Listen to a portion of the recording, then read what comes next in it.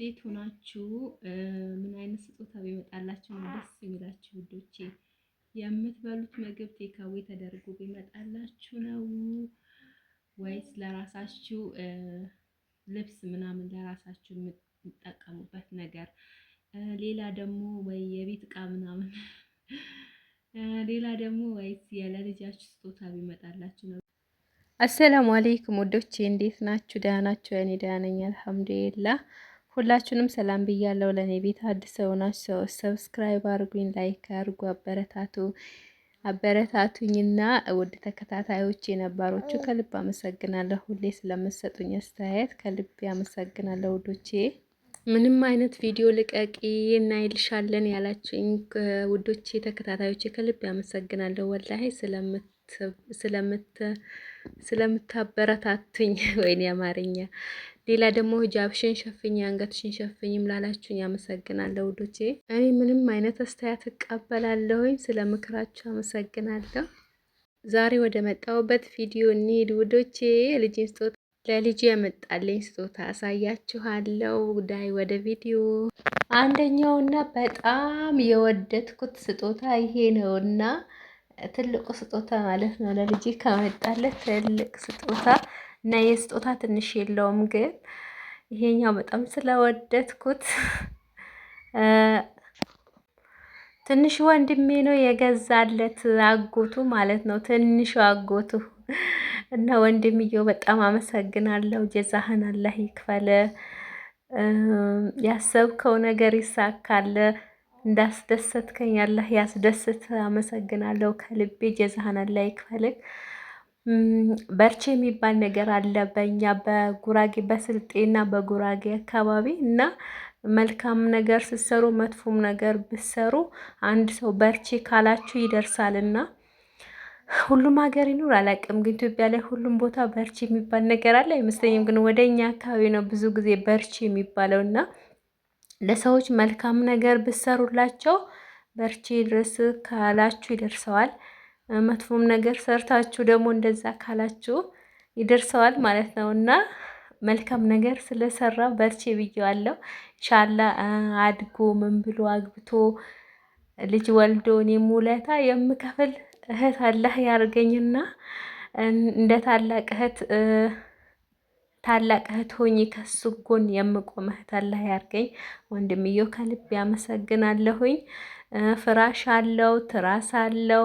ሌላ ደግሞ የዝንብ መከላከያ ያለው፣ ግን በጣም ነው የሚያምረው። ማሻላ እዩት፣ ፈሰስ አለበት እኮ ልጄ እና በጣም ነው ደስ ያለኝ ውዶቼ። እና ወንድሜን አመስግኑልኝ በዚህ አጋጣሚ። እኔ ለልጆቼ የምሰው ስጦታ ሲሰጣቸው እንዴት ደስ እንደሚለኝ በቃ ወላሂ ለራሴ አላስብም። እና ስትሆኑ እንደዛ ነው ብዙ ጊዜ። ወደ ሁለተኛው እና ሶስተኛው ስጦታ እንሄድ ማለት ነው። እና ይሄኛ ጫማ ናት። እንዴት ደስ እንደምትሉ የኔ አባት አድጎ እስከሚለብሰው ድረስ ነው የጨነቀኝና እቺ ጫማ ናት። ግን አሁን አይበቃውም። በእግሩ መሄድ ተፍ ማለት ሲጀምር ያረጋታል። ኢንሻአላ ያድግልኛል ኢንሻአላ። ይሄ ደግሞ ልብስ ነው፣ የእንትን ልብስ ማለት ነው። ምንድነው የሚባለው? የክት ልብስ ማለት ነው። ወጣ ሲል ምናምን የሚለብሰው ቱታና ቲሸርት አለ። በጣም ነው የሚያምረውና ከጫማው ጋር ያመጣችልኝ አንዷ እህቴ ናት። ከልብ ያመሰግናለሁ እህትዬው፣ ጓደኛዬ ከልብ ያመሰግናለሁ። አንቺም ወልደሽ ውለታ የምከፍል ሴት አላህ ያርገኝ፣ ሰው አላህ ያርገኝና እናመሰግናለሁ ውዶቼ። እሷንም አመስግኑልኝ። ሶስተኛው ስጦታ ሳያችሁና ወደ ወሬ ይመለሳለሁ ማለት ነው። ይሄ ሶስተኛ ስጦታ መሰጣችኝ ሴት ናት፣ እህቴ ናት። እሷም ይሄ ማቀፊያ ነው። በጣም ነው የሚያምረው። አንዴ ተጠቅሜዋለሁ ግን አላስችል ብሎኝ ማለት ነው እና ተጠቅሜዋለሁ። በጣም ነው የሚያምረው። ይሄ ራሱ ለአንሶላ ራሱ ይሆናል። በጣም ወፍራም ያምራል። በቃ ልጃችን አቅፋችሁ ስትሄዱበት ግርማ ሞገሱ በጣም ነው ደስ የሚለው። እንደዚህ ራስ የምታስደስቱ ሰዎች አላህ ያስደስታችሁ። እናንተ መራስ በሆናችሁ ሰው ውለታ አይከፍልም። ወላሂ ውለታ ሰው አይከፍልም። እና አራስ በሆናችሁ ሰው አያሳጣችሁ፣ ከጎናችሁ የሚቆም በቃ የሚያስደስታችሁ። አራስ ስንሆን ይከፋናል፣ ብቸኝነት ይሰማናል፣ የሆነ ድብርት ይለቅ፣ ብቸኝነት ይሰማል፣ ድካም አለ እና አይናችሁ በር በር ነው የሚያየው። ማን ይመጣልኛል፣ ማን ምን ይዞ ይመጣልኛል ትላላችሁ እና የሆነ በቃ ሳትፈልጉ የሆነ ሰው ያረጋችኋል። ቴካዊ ተቃጥሮላችሁ ምንም አይነት የሆነ ነገር ምግብ ይዞላ የቤቱ ምግብ ደስ አይላችሁም። ሰው ይዞ የሚመጣው ምግብ ነው ደስ የሚላችሁ እና ብቻ እንትን ይላል። ወላሂ የሆነ ነገር ስሜት አለው። እንደ እርግዝናው መራስነትም የሆነ የሚቀይር ነገር አለና በዚህ አጋጣሚ ራስ ልትጠይቁ ስትሄዱ ምንም ነገር የምትበሉትን ምግብ ራሱ ቁጥር አድርጋችሁ ሂዱ። ባዶ እጃችሁን አትሂዱ። ወላይ ነውር ነው። አራስ ቤት ባዶ እጃችሁ አትሂዱ። ያ ራሷ ማለት ነው ምን መጣለኝ ምን ይዞ መጣ ብላ ትጠብቃለች እና በብር ከምትሰጠው ነገር ይዛችሁ ብትሄዱ ይሻላል። ያው ብርም ያስፈልጋታል፣ ግን ለሌላ ነገር ልታጠፋውት እኛ ሴቶች ለሌላ ነገር ለቤት ለጎደለ ነገር ለአስቤዛ ነገር ምናምን ልናጠፋው እንችላለን። እንደዚህ ለራሷ ልብስ ምናምን እቃ ምናምን አትግዙላት። ለራሷ የምትበላው ነገር ይዛችሁ ሂዱ። ቡና ይዛችሁ ሂዱ። ፏ በሉ። እሷ ጋር ምናምን ወሬ አውሯት።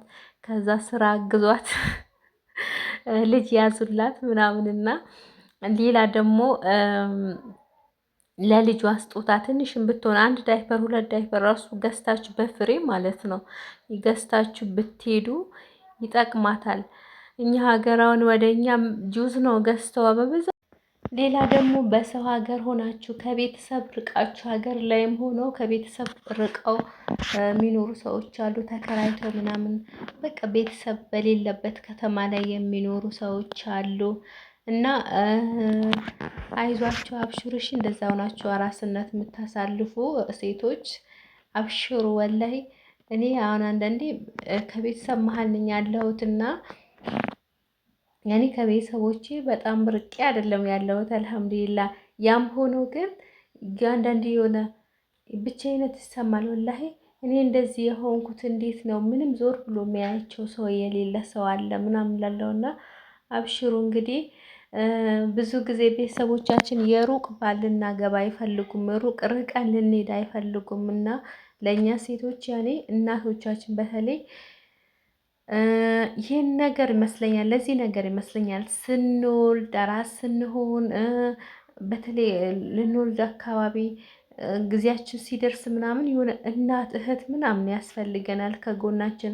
ጥሩ ባል ከሌለን ደግሞ በጣም እንትን ነው እና አብዛኛው የኢትዮጵያ ባሎች ደግሞ ይሄን ነገር አይረዱም። ግን የአሁኖቹ ትንሽ ይሻላሉ የአሁኖቹ እና ርቃችሁ ስደት ላይ ሆናችሁ በተለይ ስደት ላይ ሆናችሁ ወልዳችሁ ልጅ የምታሳድጉ ጀግና እናቶች ናችሁ። አብሽሮ ነገ በልጆቻችሁ ትካሳላችሁ። ወላይ ዛሬ ለፍተን ጥረን ያሳደግናቸው ልጆች ናቸው ነገ ለኛ እንትን የሚሆኑን ማለት ነው። ምንም ነገር ባያረጉልን በቃ መውለድ ወላይ ትልቅ ነገር ነው። ወላይ ምድር ላይ ከሚሰጥ ስጦታ ሁሉ ልጅ ነው ብዬ ነው ማስበው ከሁሉም ነገር